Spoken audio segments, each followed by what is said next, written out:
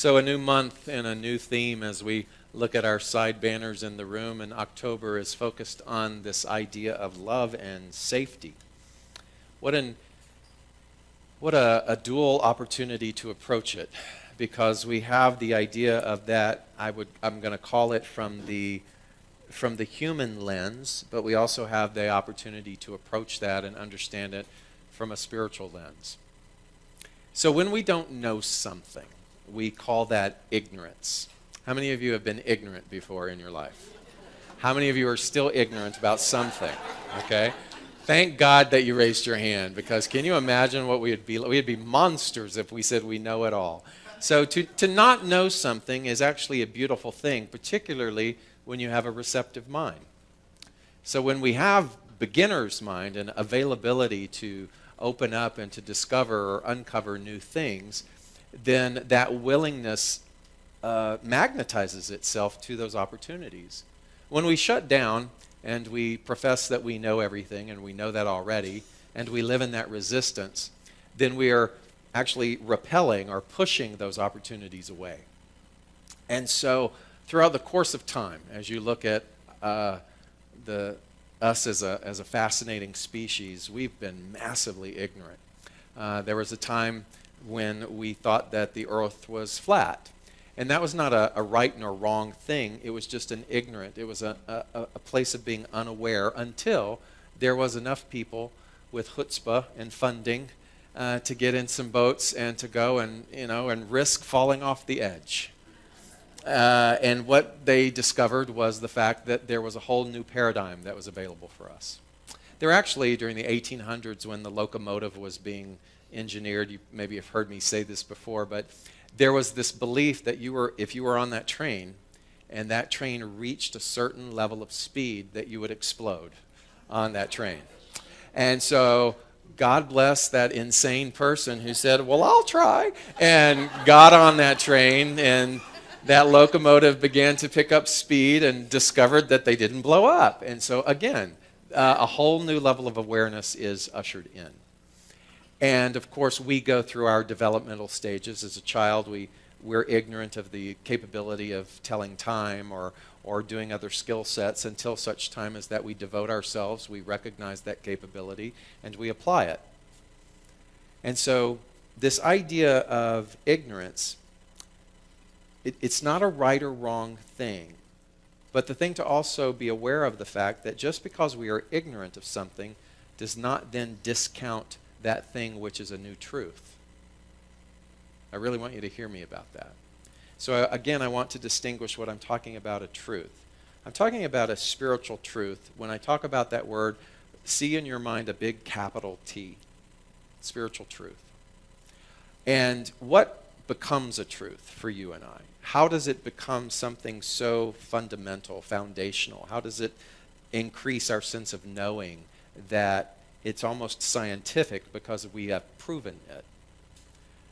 And again, that becomes a very personal thing from the realm of spirituality, because I've been involved in this and practiced enough to know that I fundamentally believe that if I change the course of my thought, if I really devote myself to that, I do change my experience. I don't have to convince anybody else of that. It's not even necessary for me to do that. It's more important that in my individuation that I know it and I live from that. And so for those who don't know that, it doesn't mean then that that spiritual knowing isn't true. It just means it's not available if we don't recognize it. Is that clear? And so just because people are ignorant of something doesn't then give them clearance for not being at the effect or the consequence of their not knowing. So just because I didn't know something just because I didn't know that by obsessing or having incriminating self-deplorable thoughts about myself, that I would then draw to me circumstances that would be painful and people that would be critical of me. Just because I didn't know that and I didn't change my thoughts didn't erase that fundamental spiritual law of cause and effect. So just because you and I are ignorant of something doesn't give us a free pass to be at the consequence of the things that we don't know. So think of that then culturally. If you and I were raised in a culture and we were doggedly told that we weren't enough, then culturally there would be this all-pervasive idea of marginalization, of less than, of victimization. And even though there is this spiritual truth that says it is done unto us as we believe, and so if you don't like what's being done, change the thought. Even when people don't know that, they are still at the effect of that truth. Do you follow? So what do we do about that? Because you can't preach at people. You can't tell them what to think. You can't force anybody to let go of a disempowering thought or a victim mentality. You can't do that. The best thing that one can do is to embody that truth. And so wherever you are in the world, if you fully commit to embodying that truth, then you become an example. You become something that someone can tangibly see. And when they can see something, then the dismantling of that victimization then begins to change that reality. And so, again, just because we are ignorant of something, just because I'm ignorant of the fact that the speed limit is Sutton and I'm just putting along, and I can say, well, I didn't see the sign. And they go, okay, well, no ticket for you. Just doesn't happen. Just doesn't happen. And the same thing happens with this idea of love, and particularly today's idea of belonging. Today, as we look at the topic of love and safety, we understand that we are wired to a desire to belong. Did you know that after food and water and shelter, the next thing in line, fundamentally, that we are hardwired for is to find a place to belong? And so the same principle with belonging, however, applies. If I am ignorant of the fact that belonging is actually my responsibility, and let me tell you what I mean by that. You belong. Wherever you go, you belong. Wherever you go, you're at home. Wherever you go, you cannot be separate from that one universal idea of the fact that everything is connected. So spiritually, we teach that there is no such thing as separation. There is only one of us, and we are individuations or personas of that one. And so you can't escape that. You can't move away geographically from that. You can think yourself apart from it, but just because you think yourself apart from it or ignorant or resistant of it doesn't make it so. So belonging, then, is an interesting thing. Because if wherever I go I belong, then I will only experience that belonging to the degree of my recognition of that truth. But if I make other people responsible for my belonging, then I'm in direct opposition of this idea of truth or law.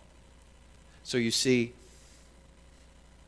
if I say or profess that I don't belong, that can become a very convenient story that I repetitively tell. It can become a part of my cultural narrative. And if it becomes a part of my personal story and my cultural narrative, then you're right. Wherever I do go, I will not feel as though I belong. It doesn't make it true, capital T, but it makes it true within the illusion or the ignorance of the individual who is feeling and professing that way. So it's kind of a hard thing, isn't it? Because you can't go up to somebody and go, well, you're wrong. You belong. Now get out of here. Get out of here with that thought. Because we have to be able to learn that ourselves. When we are exposed to these particular spiritual principles, we can nod our head intellectually and say, okay, that makes real sense. But it isn't until we embody this idea that we really start to see that every single moment of every single day is a practice period for us. I start to see then that my experience of belonging or fitting in is relatable in degree to the investment in nurturing my inner awareness and knowing that I always belong. I always belong. So to the degree that I embrace that is the degree in which I will experience that. Our sense of belonging can actually never be greater than our own level of self-awareness. And so if just because I'm ignorant of that does not take that particular cause and effect equation out of the picture. And that's a very hard thing. And I think it's why self-actualization and self-awareness is very scary for a lot of people, because it becomes too convenient for us to project our discontent onto other people. It's called mob mentality. And so when I'm in the mob, that mob being the mass unconscious, and I do what everybody else is doing, there's a convenience there, and ironically, there's a sense of belonging there. I will find a sense of belonging in mob mentality, where I can rail against the system and I can put that blame and that responsibility of belonging onto other people. And I will find many people that will agree with me on that. And yet it was Martin Luther King who said, nothing in the world is more dangerous than sincere ignorance and conscientious stupidity. Martin Luther King Jr. said that. Nothing is more dangerous than sincere ignorance, meaning, by dangerous, meaning that you are standing in the way or you are suppressing your inherent divine nature. And that's where, again, as we talked about last week, that's where the pain comes from. Anytime that you and I try to push down our inherent divine nature by making other people responsible for our sense of belonging is going to produce pain. And yet we will find other people who will rally. We will have pain rallies. And in those pain rallies, we will comfort one another in our long-standing pain. But does that do anything for the evolution and the solution of our planet?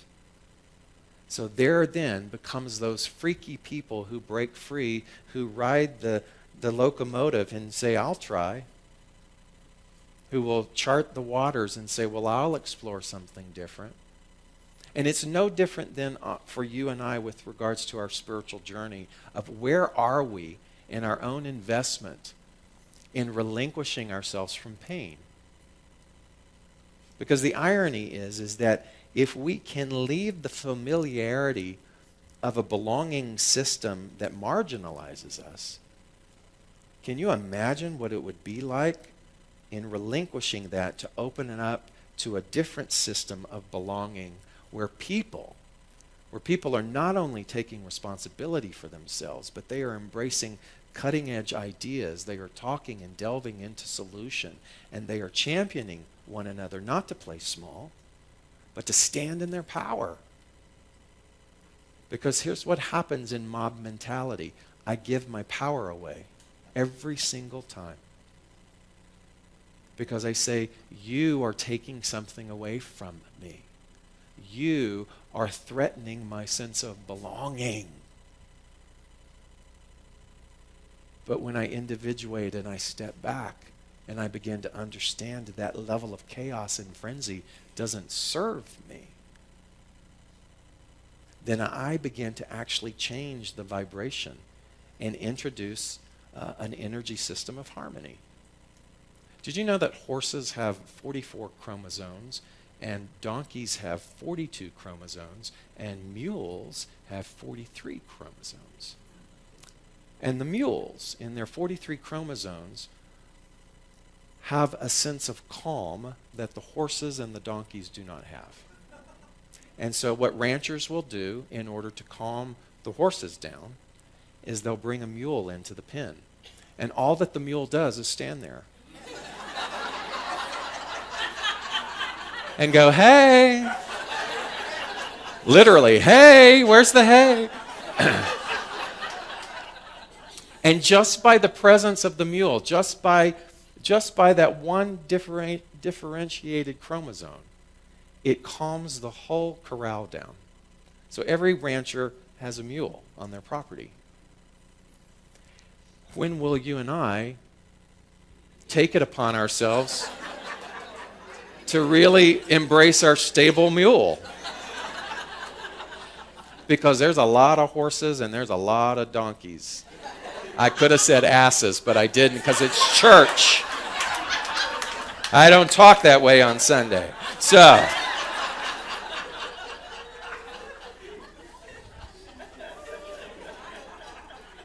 and so belonging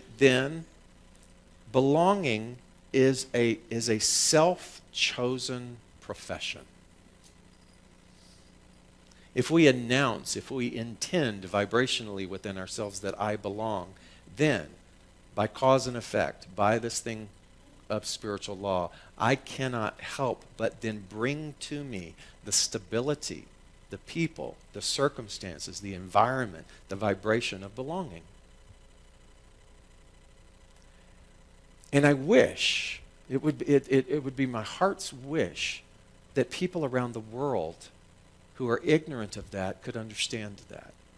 Maybe even those people who have never even heard the concept of that be willing to let down their resistance of that, their cultural, their generational resistance of that, long enough to be able to see that. Chances are that might not happen, so the best solution then is for you and I to be that. If you really want to know how to make a difference, take responsibility for your own belonging. It's something. And I used to say this, and I announced in my practitioner class on Tuesday night that I wasn't going to say this anymore because, I'm evolving. I used to use the phrase perfectly imperfect because I thought that described the relationship between my humanity and my divinity. And that we were weaving these things in. And so if I'm a spiritual being having a human experience, in my humanity there's lots of imperfection, right? I decided that wasn't necessarily true for me anymore. That if I am a spiritual being all the time, even in my human experience, then I am always perfect. I am always whole. I am always complete. It's just that in my humanity, there are varying degrees of my knowingness about that. You see? So in my humanity, I can be ignorant of the fact that I'm a spiritual being. But it doesn't deny the fact that I am a spiritual being. And so as I become more self-aware, as I become more recognizing of that truth, as I become more available to that, then the perfection that is already in here rises by degree, almost like a thermometer. And so there are many of us in our humanity, boy, that thermometer's way down there, right? But the more that we become recognizing of our spiritual nature or the ownership of the fact that really what I am is not a human, I'm a spiritual being in a human form. When I recognize that, then the degree of my knowingness begins to rise. So we are all degrees of perfection based upon our consciousness. We're all exhibiting degrees of that wholeness based upon our recognition. We are all feeling that sense of beautiful completion and integration with that which is divine based upon our consciousness. And as long as we are here, that consciousness is continuously spiraling up. So we never arrive, but we constantly open up to infinite potentiality. So it's an ever-evolving journey of raising the degree of that understanding of that which is perfection.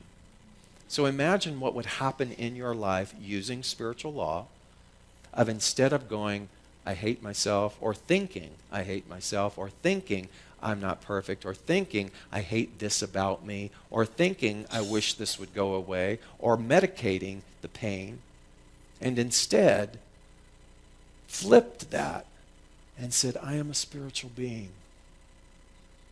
How amazing that in this particular instrument, I've had all of this time on the planet to learn more about myself. I've looked at all of my supposed flaws and all of my mistakes and all of the things that the world turns their nose up against. And even in spite of all of that, I'm still here and I'm still breathing. And I'm still kicking. And I'm still moving. And there's something beautiful about that. There's something resilient about that. And so rather than making that resiliency wrong, why don't I champion it and see what happens? That's what self-love is. It's the ceasing of the condemnation, and it's the invitation of that which champions who and what we are.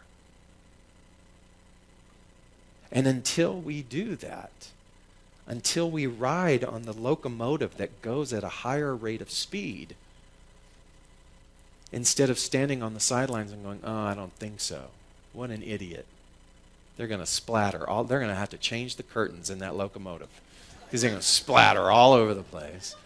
Instead of condemning, instead of being sideline critics, we get involved with regards to the responsibility and the opportunity of what it means to be a divine human being, to welcome our perfection. If I told you, you will get to see more of your wholeness and perfection if you welcome your wholeness and perfection. Wouldn't you do that?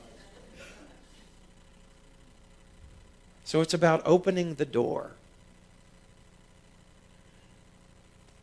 And so in this idea of belonging, we can again understand that our sense of that is built upon the level of our self-awareness with regards to that. And the same thing with love. To the degree that I understand that if I want to be loved, then I must unconditionally love. To the degree that I want to feel or understand my sense of safety in the world is the degree in which I provide that safety for other people. And here's the slippery slope, that as we begin to rise in our evolution, we can't make those who are ignorant wrong. Because if you spend a lot of time making the ignorant wrong, then you're not really providing solution, and you're actually negating your sense of belonging because you're creating division. And that's the systemic problem that we have in the world, is that we fight against rather than promote solution. And so there are those people, they don't maybe get a lot of publicity, but there are those people with boots on the ground who are doing things that are providing solution without having to make the other people wrong. Ooh, I got called out on that when I was young because I couldn't get out of the fundamental Christian church fast enough because they were wrong.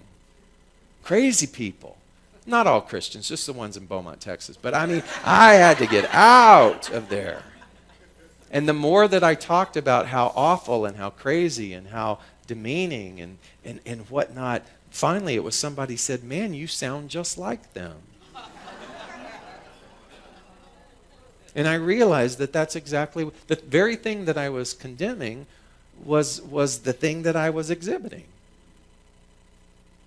And so we cannot go and bring the recognition to another person.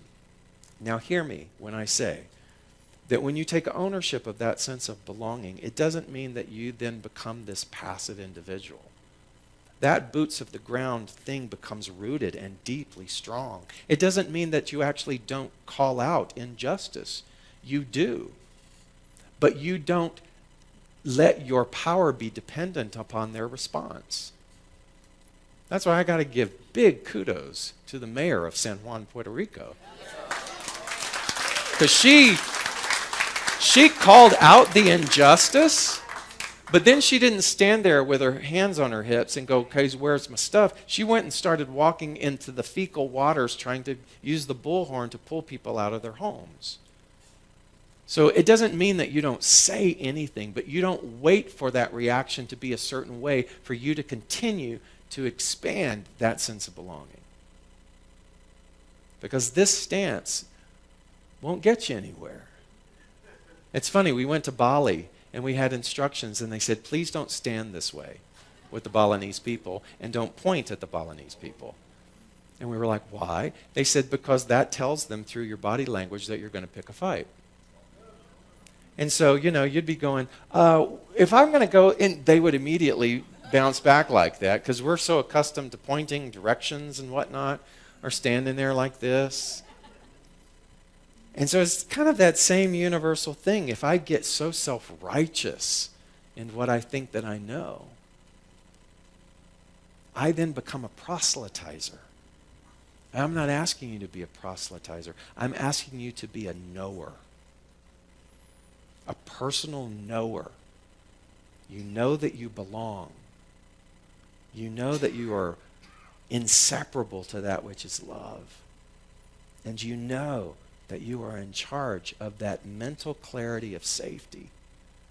And when you know that and you show up that way in that energy, then that's the ripple effect that provides the change for this planet. So I want to invite you today. Stop finger pointing. Conserve that energy. Let's do what we need to do without the conversation of how everybody else is messed up. I know, take a deep breath on that one. Because it's easy, isn't it? Oh my God, it's so entertaining. It's such brunch fun conversation. But I dare you today. I dare you to be so great in your sense of belonging that you begin to create a whole new platform of service and knowing and empowerment. That, my friend, is what love and safety is all about. And so it is.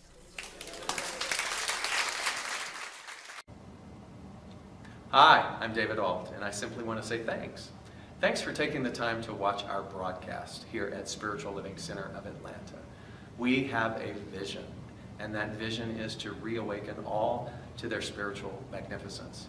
And one of the ways that we are able to do that is through this very medium of broadcasting. So if you got anything out of this, if you felt in any way inspired, or if something spoke to you directly, then I extend an invitation to you to become a part of our family by donating. And there are many ways in order for you to be able to do that. One is to simply go to our website at slca.com, and there you will find all different kinds of prompts that will help you support what it is that we are doing here in Atlanta.